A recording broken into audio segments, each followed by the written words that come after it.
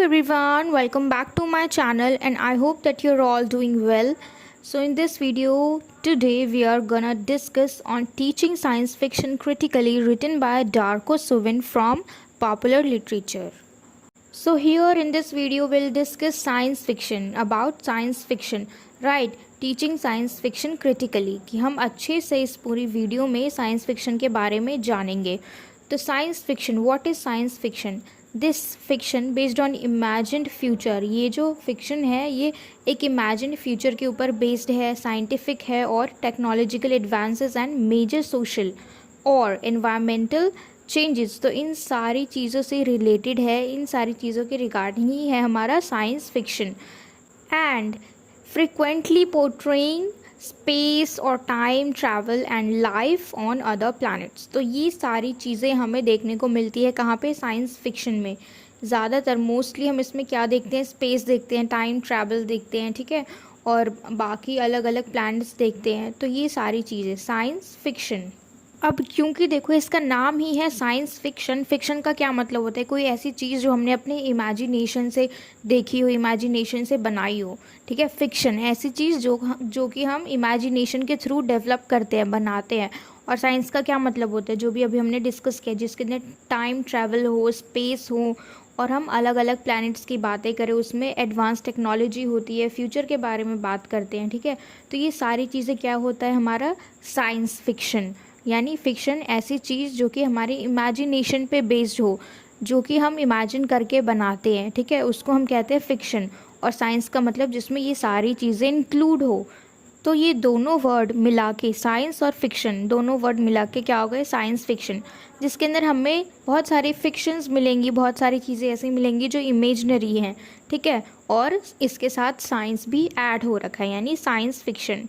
तो ऐसी फिक्शन जिसके अंदर हम साइंटिफिक इवेंट्स को देखेंगे, आइडियोलॉजीज़ को देखेंगे, ठीक है. Basically we can say speculates about alternative ways of life made by possible by technological change.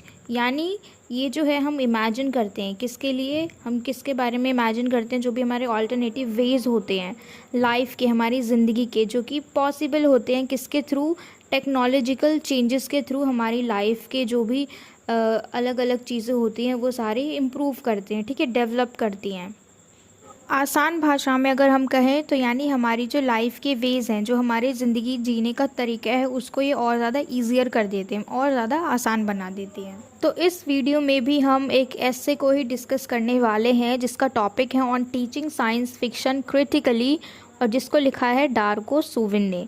तो दिस इज़ ऑल्सो एन एस्से. और जैसे कि हम जानते हैं कि एस्से हम ऐसे ही नहीं लिख देते नॉर्मली, जैसे बचपन में लिखते थे, ठीक है. ये इन एस्सेस को लिखने के लिए बहुत ज़्यादा मेहनत लगती है, हार्ड वर्क लगता है. बड़े बड़े जो थिंक टैंकर्स होते हैं वो लिखते हैं, सारे फैक्ट्स को नज़र में रखते हुए, सारी चीज़ों की देख रेख में ये लिखे जाते हैं, ठीक है. तो इनकी जो वैल्यू है इन एसेस की वो उतनी नहीं है जितनी जो हम बचपन में लिखते थे. तो ये ऐसे वैसे नहीं है जो हम ऐसे ही बिना सोचे समझे लिख देते थे. इसमें बहुत सारी रियलिटीज़ भी हैं, ठीक. तो इस एस्से को समझने से पहले जो हमें आना चाहिए था, ठीक है, जो बेसिक नॉलेज हमें इसके बारे में होनी चाहिए थी कि साइंस फिक्शन पे ये एस्से है, लेकिन ये होता क्या है, ठीक है. तो हमने सबसे पहले इसका मतलब ही समझ लिया कि साइंस फिक्शन क्या है. अगर सबको पता है तो वेल एंड गुड, जिसको नहीं पता वो जान गया कि साइंस फिक्शन क्या है. तो अब हम स्टार्ट करते हैं हमारे इस एस्से को. Okay, so now let's see the introduction of this essay. Living in the 21st century, many of us are fond of science fiction movies. ठीक है, हम अभी के टाइम में साइंस फिक्शन मूवीज़ के बहुत ज़्यादा शौकीन हैं, हमें बहुत अच्छा लगता है. And tend to believe that they are part of our culture. और हम ये मानते हैं कि ये हमारे कल्चर का पार्ट है. क्या? Science fiction. Though when it comes to the study of science fiction in academic terms, it is often thought that there is nothing much to study there, as it deals with the fantastic realm of existence and is not true in any way, and therefore cannot be studied critically with the aim of understanding the world and its ways. तो वैसे तो हम सब ये मानते हैं कि ये जो साइंस फिक्शन है ये हमारे कल्चर का पार्ट है और हम बहुत ज़्यादा शौकीन हैं इसको देखने के, ठीक है. लेकिन जब बात आती है कि हम इसको अपने स्टडी में किस तरीके से लेते हैं, किस तरीके से करते हैं, तो तो यहाँ पे हम देखते हैं कि बहुत ज़्यादा कुछ नहीं है पढ़ने को, कुछ समझने को एकेडमिक टर्म्स में जब भी हम इस सब्जेक्ट को लेते हैं। ठीक है, तो हमारा पर्सपेक्टिव क्या होता है कि बहुत ज़्यादा सीखने को नहीं मिलता है इसके अंदर कुछ भी। ठीक है, क्योंकि इसके जो भी एरियाज़ हैं, ठीक है, जो भी इसके रिल्म है वो क्या है, फैंटास्टिकली है, यानी इमेजिनेटिव है, यानी ट्रू नहीं है, अनट्रू है। ठीक है, क्योंकि हम ये सोचते हैं कि साइंस फिक्शन है, अब इसमें कुछ सच्चाई तो है नहीं, रियलिटी तो नहीं है। ठीक है, तो हम पढ़ेंगे भी क्या उसके अंदर, तो हम बहुत ज़्यादा चीज़ें नहीं समझ पाते हैं इसके अंदर। तो इसलिए हम क्या समझते हैं कि there is nothing much to study. ठीक है, कि इसके अंदर ऐसा कुछ है भी नहीं ज़्यादा पढ़ने के लिए साइंस फिक्शन में। The essay on teaching science fiction critically is an attempt by Darko Suvin to look at the core issue dealing with science fiction। अब ये जो ऐसे है ऑन टीचिंग साइंस फिक्शन किसके थ्रू लिखा गया है, डार्को सुविन के थ्रू। उन्होंने बहुत ज़्यादा मेन इश्यूज जो हैं जो कि साइंस फिक्शन से डील करते हैं, which makes it so popular, जो इसको पॉपुलर भी बनाते हैं। ठीक है, he emphasizes on the ways in which science fiction text should be studied with the same academic rigor as that of an elite fiction text। और इन्होंने क्या कहा है कि साइंस फिक्शन को भी उसी तरीके से पढ़ना चाहिए, उसी दृढ़ता के साथ पढ़ना चाहिए जिस तरीके से हम एलिट फिक्शन टेक्स्ट को पढ़ते हैं। एलिट फिक्शन का मतलब होता है अच्छी क्वालिटी वाले जो भी फिक्शन होते हैं या फिर बहुत अच्छी तरीके से लिखे जाते हैं, सुपीरियर। ठीक है, तो जिस तरीके से हम इनको पढ़ते हैं तो उसी तरीके से हमें साइंस फिक्शन को भी पढ़ना चाहिए, उसी सेम दृढ़ता के साथ। ठीक है, उसी सेम रिगर के साथ। तो अब हम आगे चलते हैं। The first section of the essay on teaching science fiction critically is named as right to daydream, a duty to daydream critically which suggest that SF यानी science fiction is basically a narrative fiction which represents an articulated and collective daydream, as reading science fiction critically means to show realistically both the now possible and now impossible, but forever not impossible, relations between people in a material world। अब यहाँ पे जो हमारा science fiction है इसको क्या नाम दे दिया गया है, एज अ डे ड्रीम। यानी कि मतलब देखो, हम सब ने ना जाने कितनी सारी मूवीज़ देखी होंगी। ठीक है, जो चीज़ पॉसिबल नहीं है उसमें साइंस फिक्शन में दिखाया जाता है, इसे पहले से ही एक प्रिडिक्टेड फॉर्म में दिखाया जाता है। ठीक है, मतलब जो चीज़ इम्पॉसिबल नहीं है पर फिर भी हम उस मूवी में वो सारी चीज़ें देखते हैं, चाहे वो यूटॉपिक हो या फिर डिस्टॉपिक हो। यूटॉपिक का मतलब कोई अच्छा सा फ्यूचर, जिसमें यूटॉपिक का मतलब जब भी हम इमेजिन करते हैं कि सब कुछ परफेक्ट है उसमें, जैसा हमें चाहिए बिल्कुल वैसा ही। ठीक है, बिल्कुल वेल डिसिप्लिन्ड, बिल्कुल वेल मैनर्ड, सब कुछ जैसा हम चाहते हैं वो सब कुछ है ना। जो चीज़ हमें खुश करती है वहाँ पे वो सारी चीज़ें होनी चाहिए, पर रियलिटी में ऐसा नहीं होता। ठीक है, कुछ भी परफेक्ट नहीं होता, हमें कुछ ना कुछ एडजस्टमेंट करनी पड़ती है। ठीक है, लेकिन परफेक्ट यानी हमारे इमेजिनेटिव वर्ल्ड, जहाँ पे हम सोचते हैं, हमारी काल्पनिक दुनिया, वहाँ पे हर चीज़ परफेक्ट हो, तो उसको हम क्या कहते हैं, यूटॉपिक, यानी बेटर फ्यूचर। हमारा जो फ्यूचर है वो बहुत अच्छा हो। ठीक है, और डिस्टॉपिक का मतलब जब फ्यूचर में कुछ खतरा हो। तो हम ये दोनों चीज़ें देखते हैं किसमें, जो भी हमारी साइंस फिक्शन होती हैं। ठीक है, जो भी हम मूवीज़ देखते हैं उसमें। तो इन सबको डे ड्रीम कहना या फिर नैरेटिव फिक्शन कह देना। नैरेटिव फिक्शन का मतलब बोल बोल के बताना। ठीक है, कोई बस ऐसी चीज़ कि बोल बोल के ही हमने कोई कहानी बना दी, तो इन सारी चीज़ों को डे ड्रीम कहना या फिर नैरेटिव फिक्शन कह देना ये बिल्कुल भी सही नहीं होगा। ठीक है, नैरेटिव का क्या मतलब होता है कि किसी से कुछ बोला और फिर उसे वैसे ही काल्पनिक दुनिया दिखा दी। ठीक है, जो कि रियलिटी में बिल्कुल भी पॉसिबल नहीं है, तो उसको हम क्या कहेंगे, नैरेटिव। ठीक है, पर वो जो वर्ल्ड दिखाया जाता है उसके पीछे भी कैलकुलेशन होती है। ठीक है, ऐसे ही नहीं बना देते, उसके पीछे भी रेशनल फैक्ट्स होते हैं जिसके थ्रू हाइपोथेसिस जनरेट किए जाते हैं। ठीक है, तो इन्हीं सारी चीज़ों को कुछ लोग जो हैं इसको क्या मानते हैं कि it's a part of a day dream, कि ये दिन का सपना है। ठीक है, और या तो इसको क्या कह देते हैं कि ये एक सिर्फ नैरेटिव फिक्शन है, और इसी को कहा जाता है आर्टिकुलेटेड, यानी बोल बोल के दिन के सपने को आप प्रेजेंट कर रहे हो। आर्टिकुलेटेड का मतलब, ठीक है, इसमें रियलिस्टिक बेस पे कुछ भी नहीं होता है, यानी बिल्कुल जिसका रियलिटी बेस है बिल्कुल ज़ीरो होता है। ठीक है, सारी चीज़ें सोची समझी होती है, उसमें कुछ भी रियल नहीं होता, कुछ भी ट्रूथ नहीं होता है। अब यहाँ पे मान लो कि अगर कोई साइंस की फिक्शियस राइटिंग लिख रहा है, ठीक है, मतलब कि आने वाली दुनिया किस तरह की होगी, कैसे कैसे लोग होंगे, ठीक है, आने वाली प्रॉब्लम्स कैसी होंगी, हम उन सबको देखेंगे। तो इसी को हम कह सकते हैं कि एक प्रिडिक्शन है, ठीक है, यानी कि हमने पहले प्रिडिक्ट कर दिया कि आने वाली दुनिया कैसी होगी, वहाँ के लोग कैसे होंगे, वहाँ की सारी चीज़ें कैसी होंगी। तो this is a kind of a prediction, ठीक है। पर वो सिर्फ एक प्रिडिक्शन नहीं है, ठीक है, ये क्या है, एक कैलकुलेटिव प्रिडिक्शन है, ठीक है, यानी कि जो भी चीज़ें पॉसिबल हैं, यानी कि अगर हम कोई भी साइंस फिक्शन लिखते हैं तो उसमें कोई भी चीज़ पॉसिबल नहीं होती है, लेकिन वो फ़िलहाल के लिए पॉसिबल नहीं है। जो जिस दुनिया में हम अभी रह रहे हैं प्रेजेंट टाइम में, वो हमारे लिए पॉसिबल नहीं है, अभी के लिए वो सब कुछ इम्पॉसिबल है। लेकिन हम साइंस फिक्शन क्या लिखते हैं, ये एक यूटॉपिक वर्ल्ड है, ठीक है, एक तरीके से देखा जाए, यानी कि जो भी हम सोचते समझते हैं उस पे हम फिर साइंस फिक्शन बना देते हैं। तो इसी तरीके से फ़िलहाल के लिए वो इम्पॉसिबल है, ठीक है, पॉसिबल नहीं है, लेकिन आगे जाके कुछ टाइम बाद वो चीज़ पॉसिबल हो सकती है, ठीक है। तो इसलिए हम इसको क्या कहते हैं, कैलकुलेटिव प्रिडिक्शन। तो जो भी हम प्रिडिक्ट करते हैं, जो भी हम सोचते हैं, ठीक है, जो भी हम आइडियोलॉजी का यूज़ करते हैं, जो भी हम अपने माइंड सेट का यूज़ करते हैं, किस लिए, यूटॉपिक वर्ल्ड के लिए, यानी जो भी हम सोचते हैं जहाँ पे हर चीज़ परफेक्ट हो, तो उन सारी चीज़ों के लिए हम किसका यूज़ करते हैं, प्रिडिक्शन का। अच्छा, अब हम आगे चलते हैं। The Sovin starts from the basic premise of SF, which is to understand that SF deals with a certain kind of fantastical extension of science which borders on the realm of impossible or nearly impossible. अब यहाँ पे सोविन का क्या मानना है, देखो इनका मानना ये है कि जो बाकी क्रिटिक्स कह रहे हैं वो क्या कहते हैं कि साइंस फिक्शन क्या है, एक डे ड्रीम है, ठीक है, यानी दिन में हम सपने देखते हैं ना, कुछ भी रियलिटी नहीं है। तो उन सब का मानना ये है कि साइंस फिक्शन जो है ये एक डे ड्रीम है। लेकिन इनका मानना है कि साइंस फिक्शन अपने एरिया का एक बाहरी डायमेंशन है, ठीक है, यानी बाहरी ढांचा है, और ये उस चीज़ को डिफ़ाइन करती है जो कि वैसे तो इम्पॉसिबल है, या फिर कोई चीज़ जो हाल फिलहाल में इम्पॉसिबल है पर फ्यूचर में क्या पता कि वो पॉसिबल हो जाए, ठीक है। जैसा कि अभी हमने देखा कि अभी के लिए प्रेजेंट टाइम में वो पॉसिबल नहीं है, ठीक है, लेकिन क्या पता वो आने वाले टाइम में वो पॉसिबल हो, अभी तो वो इम्पॉसिबल है। But for that matter, all literature deals not with the realm of the supposed real, but with the what should be. And if literature pursues the ideal or the impossible, and if poetic truth cannot be related to the truth of this reality, then what is the point of studying literature?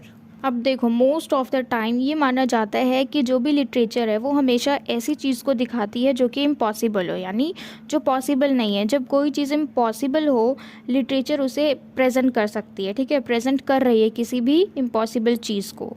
हम कह सकते हैं कि literature जो present करती है उसमें ज़रा सा भी सच्चाई नहीं होती है, ठीक है। यहाँ पे भी वही सारी चीज़ें हैं कि जो भी लिटरेचर में लिखा जाता है, साइंस फिक्शन में लिखा जाता है, ठीक है, तो उसमें वही सारी चीज़ें लिखी जाती है जो कि इम्पॉसिबल है, प्रेजेंट में पॉसिबल नहीं है।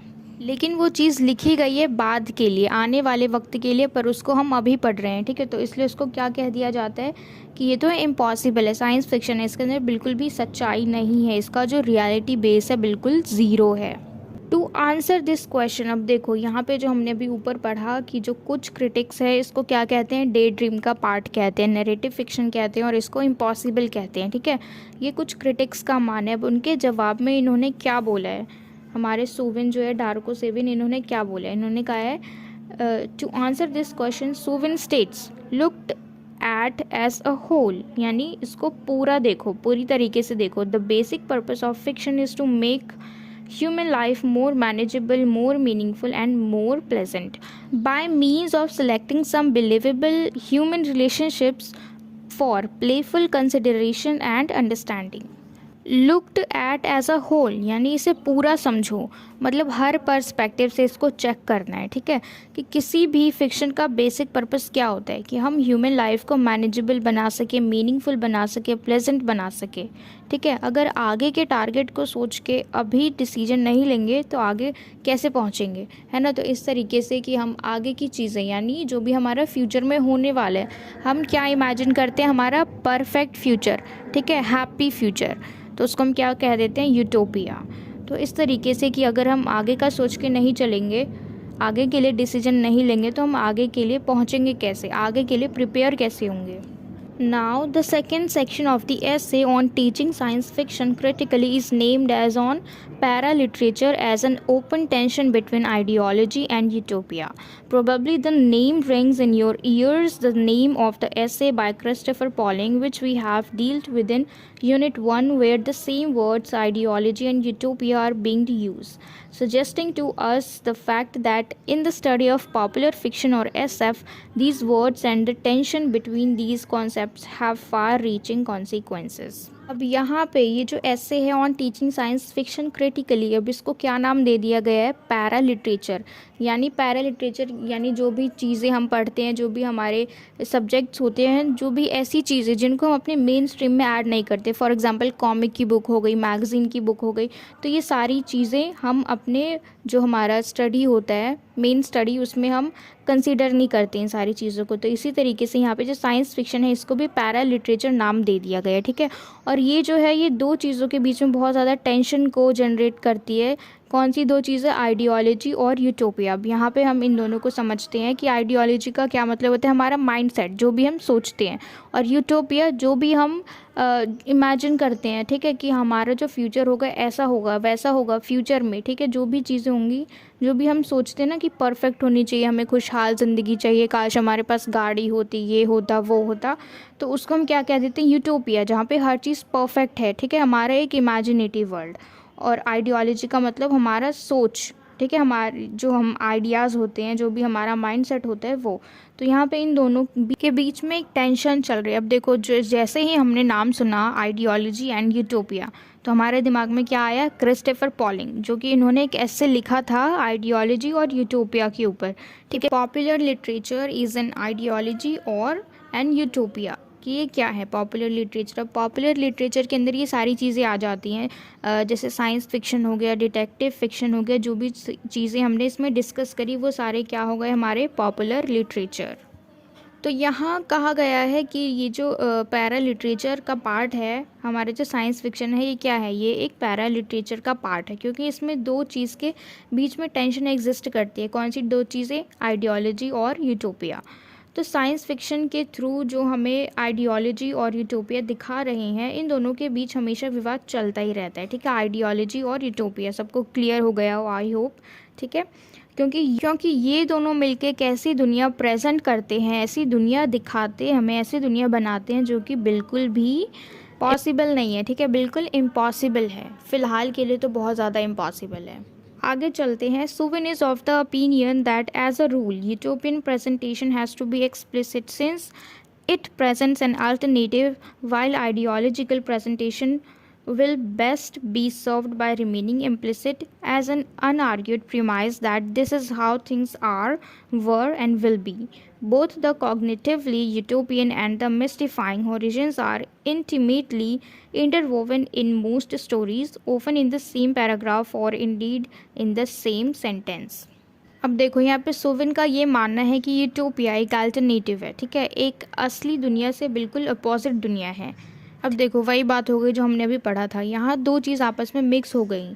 जो हम एक्सपेक्ट करते हैं, जो भी सोसाइटी एक्सपेक्ट करती है, जो भी चीज़, ठीक है, जिस भी चीज़ की नेसेसिटी होती है, वो सब यूटोपिया प्रेजेंट करती है, ठीक है। कि जो भी हम सोचते हैं कि अरे इसकी भी ज़रूरत थी, काश ये होता, काश वो होता, तो ये सारी चीज़ें हमारी यूटोपिया प्रेजेंट करती है।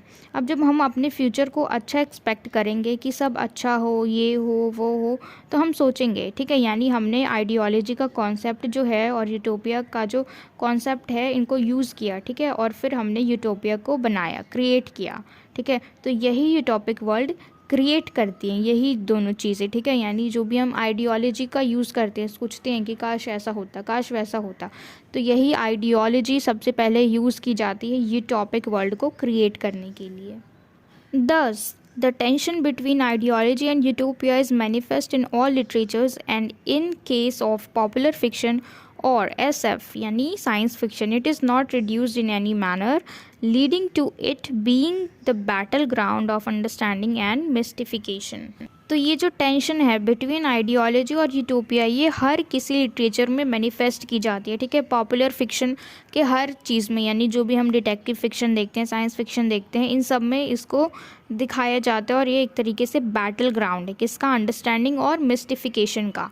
अगर देखो यूटोपिया जनरेट ना हो तो फिर आइडियोलॉजी अपने आप जनरेट नहीं होगी, ठीक है। अगर हम सोचेंगे ही नहीं अपने फ्यूचर के लिए, अगर हम कुछ ऐसा सोचेंगे ही नहीं कि जो चीज़ हमें खुश कर दे, ठीक है, तो फिर आइडियोलॉजी भी अपने आप कैसे जनरेट होगी। जब हम सोचेंगे तभी तो हम सोचेंगे ना, मतलब अगर हम सोच रहे हैं अपने फ्यूचर के लिए, अपनी खुशी के लिए ऐसा ऐसा होगा, तभी हम आइडियोलॉजी का भी यूज़ करेंगे। अगर हम सोचेंगे ही नहीं तो फिर आइडियोलॉजी किस काम की, ठीक है। तो ये जो कॉन्सेप्ट है आइडियोलॉजी का, ये तब तक ही है जब तक यूटोपिया है, जब तक हम अपने लिए सोचेंगे। और जब आइडियोलॉजी जनरेट नहीं होगी तो फिर डिस्कवरी, इन्वेंशंस और बाकी सारी चीज़ें जो भी कॉन्सेप्ट हैं साइंस के, फिर वो किस तरीके से होंगे, कैसे आएंगे फिर आगे। इसका मतलब है कि अगर हम सोचेंगे ही नहीं, ठीक है, जब भी हम कोई मूवी देखते हैं, ठीक है, साइंस फिक्शन के ऊपर जब भी कोई मूवी देखते हैं, फिर डिटेक्टिव फिक्शन को हम देखते हैं, तो उसमें क्या देखते हैं कि जो भी हमारा फ्यूचर की चीज़ें होती हैं वही देखते हैं, ठीक है। और अगर हम सोचेंगे ही नहीं, अपनी बुद्धि का इस्तेमाल करेंगे ही नहीं, तो हम फिर अपने फ्यूचर के लिए जो मूवीज़ हैं वो नहीं क्रिएट कर पाएंगे, और नहीं सोचेंगे तो ये सारी चीज़ें आगे बढ़ेंगी ही नहीं, ठीक है। और हम किस तरीके से फिर प्रिपेयर होंगे अपने फ्यूचर के लिए। तो आइडियोलॉजी और यूटोपिया ये दोनों ही इंटरमिक्स्ड हो जाते हैं साइंस फिक्शन में, ठीक है। और इसी को कई लोग कह देते हैं कि ये मिस्टिफिकेशन है, ठीक है, मिस्टिफिकेशन का पार्ट है। इसका मतलब यानी कोई चीज़, ऐसी चीज़ जो बिल्कुल हट के लिखी गई हो, जो सबसे अलग हो, तो उसको हम क्या कह देते हैं, मिस्टिफिकेशन। चलिए आगे बढ़ते हैं। When it was assumed that a certain degree of education, erudition, as well as social economic status are prerequisite for assessing what constitutes literature. तो ये सब कुछ क्या है, ये सारा कुछ जब हम अज्यूम कर लेंगे कि कुछ लिटरेचर जो होते हैं वो एजुकेशन एंड इरिडेशन, यानी इसका मतलब है डीप नॉलेज, बहुत गहरी नॉलेज, ठीक है, बहुत गहरा ज्ञान, तो ये सब पार्ट फिक्शन का नहीं है, बल्कि एजुकेशन का है, इरुडेशन का है और सोशल इकोनॉमिक स्टेटस का है।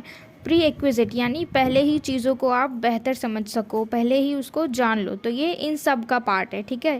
तो इन शॉर्ट हम कह सकते हैं कि ये जो भी चीज़ें हम अज्यूम करते हैं, तो ये सब सिर्फ फिक्शन का पार्ट नहीं है, बल्कि हमारे स्टडी से भी रिलेटेड है।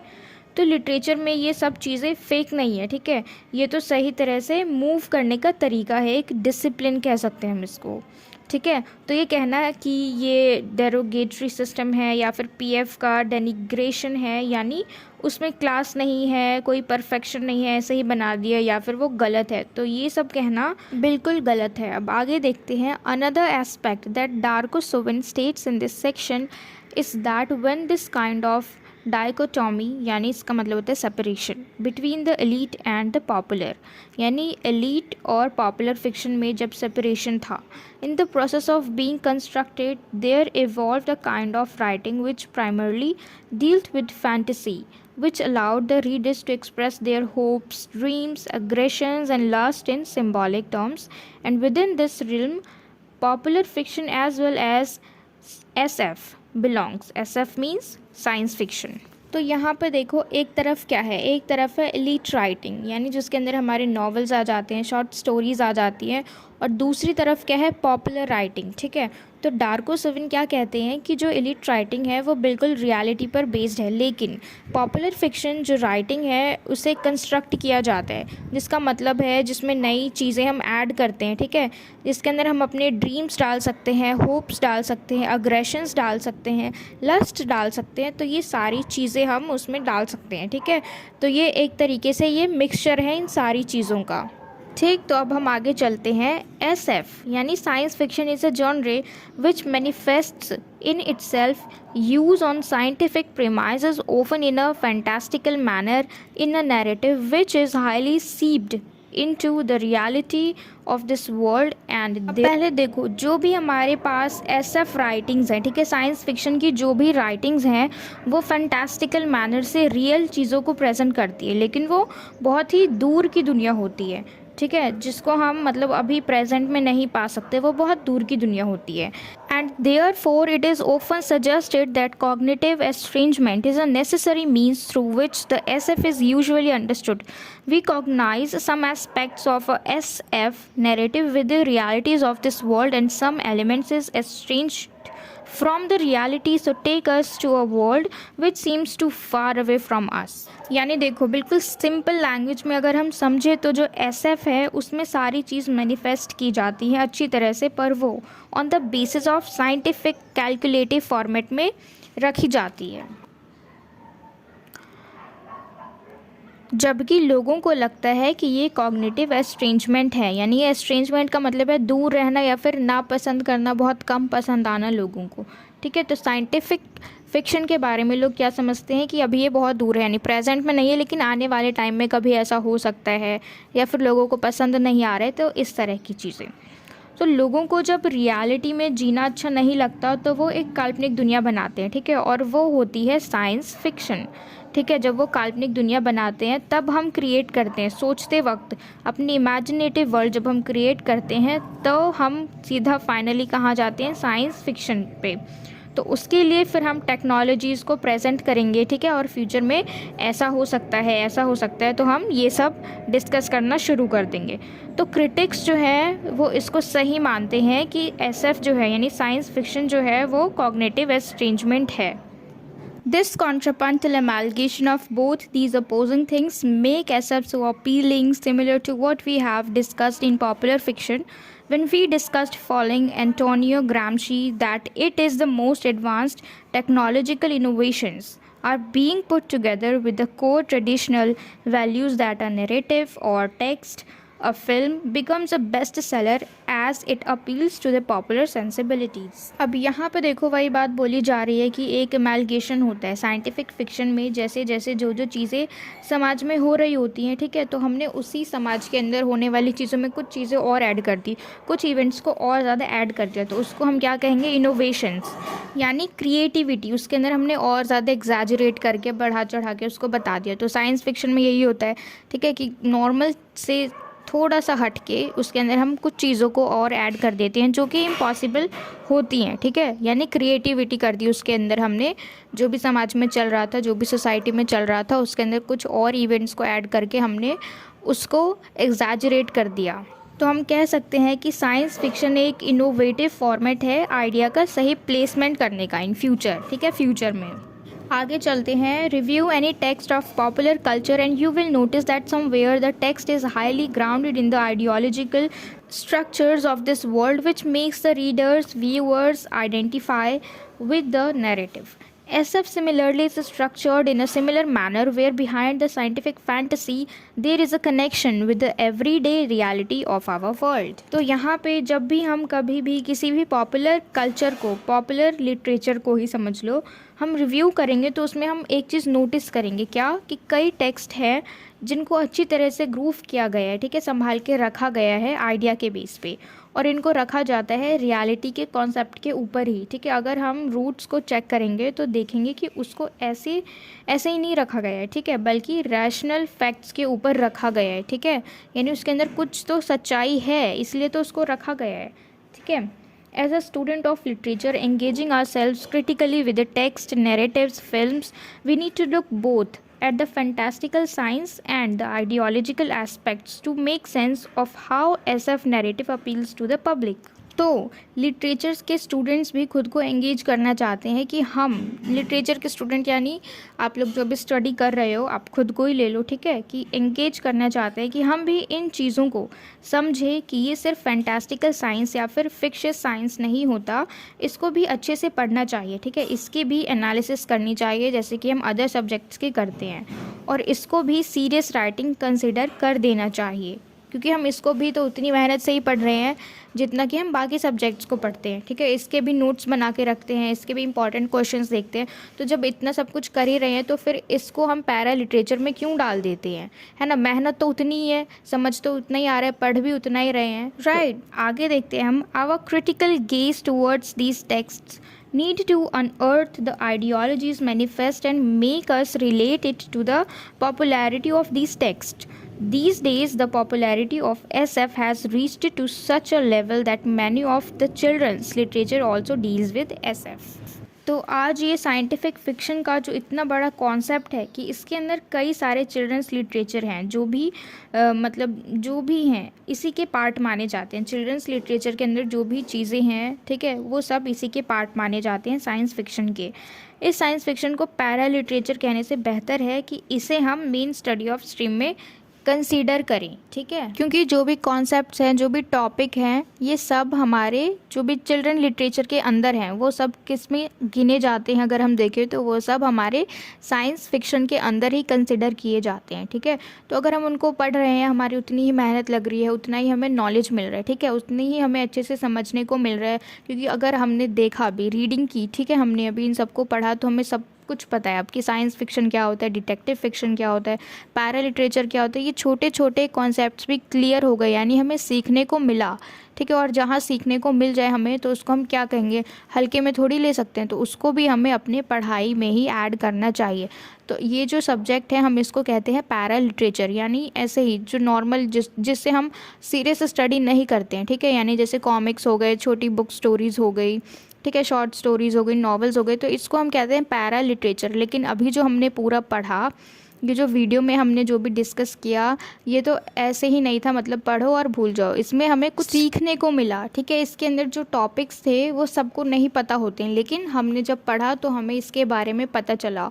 और ऐसा ही नहीं है कि ये बिल्कुल वेस्ट है ना, हमें इससे सीखने को भी मिला और सचमुच में ये ज़रूरी भी था सीखना। ये जो टॉपिक्स हमने पढ़े इस वीडियो में, ठीक है, जो भी हमने पॉपुलर लिटरेचर में पढ़ा, फेलिसिटी ह्यूग्स ने लिखा था, जो कि ज़्वेतान तोदोरोव ने बोला था, जो भी बोला था, और इसमें डार्को सोविन ने भी वही बात बोली है कि ये जो हम पढ़ रहे हैं इसको हम ऐसे ही पैरा लिटरेचर में ना रख के इसको हम अपने मेन स्टडी ऑफ स्ट्रीम में कंसीडर करें, इनको इंक्लूड करें। तो ये जो हमने अभी यूनिट डिस्कस किया है ये हमारा यूनिट 5 से है, ठीक है। रीडिंग्स, अगर आपके पास बुक होगी तो you can check in your book कि ये पूरा हमारा पॉपुलर लिटरेचर के अंडर आता है। तो इसके अंदर जितने भी 4 यूनिट्स हैं, जो कि पहला है क्रिस्टोफर पॉलिंग ने लिखा है पॉपुलर फिक्शन आइडियोलॉजी और यूटोपिया, ठीक है। तो इसको हम डिस्कस कर चुके हैं। If you want to watch the video you can watch it on my YouTube channel. The next one is Felicity Hughes ने लिखा है, जो कि है children's literature theory and practice. तो इसको भी हम कर चुके हैं, मेरे चैनल पे आप जाके देख लीजिए। थर्ड है हमारा डार्को सोविन, जो कि हमने अभी यहाँ पे किया ऑन टीचिंग एसएफ क्रिटिकली, ठीक है। Last one is Tzvetan Todorov the typology of detective fiction. तो ये चारों यूनिट्स हमने बहुत अच्छे से डिस्कस किए हैं। अगर आपको कोई डाउट हो तो please you can ask me in the comment box, ठीक है, and give me a feedback also, right. तो हमने अच्छे से इन सबको डिस्कस कर लिया है। तो आज की इस वीडियो में इतना ही, और मैं उम्मीद करती हूँ कि आपको पूरा कॉन्सेप्ट क्लियर हो गया हो, आपको अच्छे से ये वीडियो समझ में आई हो, ये यूनिट समझ में आया हो।